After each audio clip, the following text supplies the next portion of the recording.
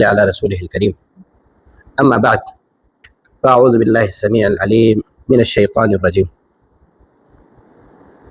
يا أيها الذين آمنوا لا تدخلوا بيوت النبي إلا أن يؤذن لكم إلى طعام غير ناظرين إناه ولكن إذا دعيتم فادخلوا فإذا طعمتم فانتشروا ولا مستأنسين لحديث إن ذلكم كان يؤذي النبي فيستحيي منكم والله لا يستحيي من الحق وإذا سألتموهن متاعا فاسألوهن من وراء حجاب. اسی طرح اللہ رب العزت نے جو ایک اور آیت کریم میں فرمایا کہ یا ایھا النبی قل لازواجک وبناتک ونساء المؤمنین یدنین علیہن من جلابیبہن.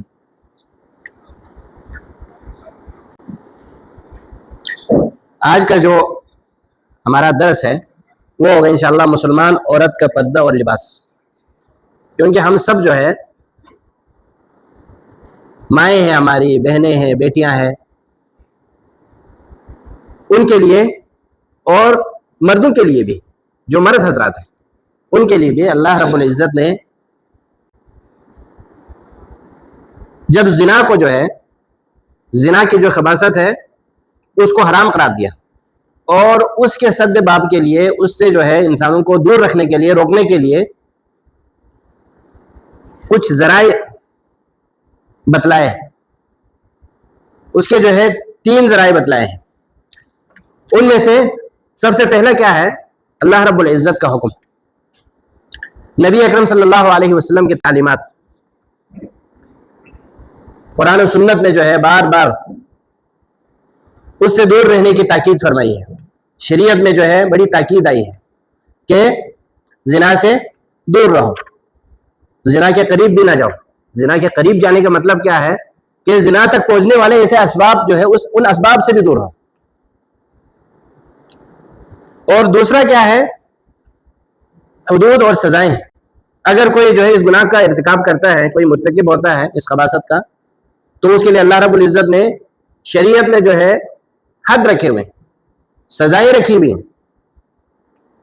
اور اسی طرح تیسرا کیا ہے؟ غیر محرم مرد اور عورت ایک دوسرے سے مکمل علیحدگی، کہ مرد اور عورت غیر محرم ہو تو وہ ایک ساتھ جو ہے کسی جگہ پہ نہ رہے، اکٹھے نہ ہو.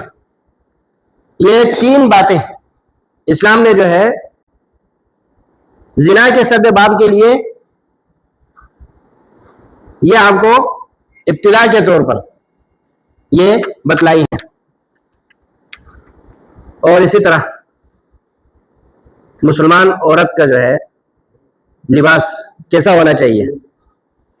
سب سے پہلے اللہ رب العزت نے قرآن کریم میں جو ہم عبادت کرتے ہیں، عمل کرتے ہیں، نماز پڑھتے ہیں،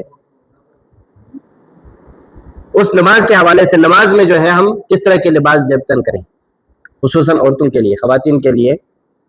قرآن کریم میں اللہ رب العزت نے جو ہے آیت نازل فرما دی، فرمایا کہ وَلَا يُبْدِينَ زِينَتَهُنَّ إِلَّا مَا ظَهَرَ مِنْهَا وَلْيَضْرِبْنَ بِخُمُرِهِنَّ عَلَى جُيُوبِهِنَّ. یعنی عورتیں اپنی زینت کو جو ہے وہ ظاہر نہ کریں. اور اسی طرح عورتیں ظاہر نہ کریں، یعنی عورتوں کو جو ہے گھر سے نکلنے سے منع فرما دیا نہیں، کہ زیب و زینت کر کے گھر سے باہر نہ نکلیں، ان کی زینت جو ہے وہ ظاہر نہ ہو. الا ما ظہر منہا، الا یہ کہ جو لباس کے اوپر سے برقع پہنا ہوا ہے اس کے اوپر سے اگر کوئی زینت ایسی نظر آ رہی ہے تو وہ الگ ہے. جو خود بخود ظاہر ہو جائے اس کا الگ معاملہ ہے. اور فرمایا کہ اور وہ اپنے دوپٹے اپنے گریبانوں پر ڈال لیں. یہ برقعے سے پہلے، چہرہ ڈھانپنے سے پہلے، سب سے پہلے جو ہے جو نماز پڑھتے ہوئے کس طرح کے زیب و زینت اختیار کرے، کس طرح کے لباس پہنے مسلمان عورت، اس کے حوالے سے جو ہے. اور اسی طرح شروع اسلام میں ہر چیز کے لیے نرمی، پھر بعد میں جو ہے اس کے احکامات تھوڑی سی جو ہے سختی، پابندی لگا دی گئی. جس طرح شراب کے بارے میں اس کا حکم لے لیں. شروع اسلام میں جو ہے یہ منع تھا کہ شراب پی کر نشے کی حالت میں نماز نہ پڑھے.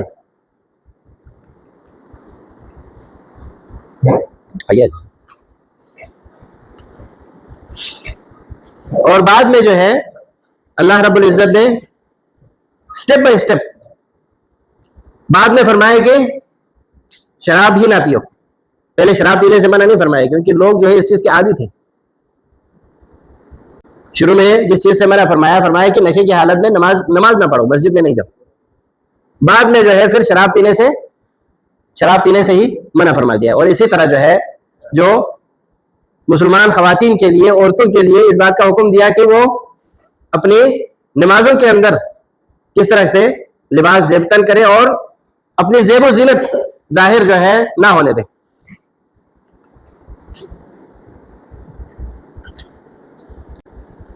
آگے جو ہے اللہ رب العزت نے ارشاد فرمایا کہ وَلَا يُبْدِينَ زِينَتَهُنَّ إِلَّا لِبُعُولَتِهِنَّ, اپنی زیب و زینت جو ہے وہ ظاہر نہ ہونے دیں, الا یہ کہ وہ اپنے شوہروں کے لیے, بیویاں اگر ہیں شادی شدہ ہیں تو وہ اپنے شوہر کے لیے جو ہے وہ زیب و زینت ظاہر کر سکتے ہیں. اور اسی طرح اپنے باپ, پوری تفصیل سے اللہ رب العزت نے جو ہے اس آیت کریمہ میں ارشاد فرمایا کہ او آباء بعولتہن, یا جسے ہم سسر کہتے ہیں, شوہر کے باپ, اس سے پردہ نہیں ہے.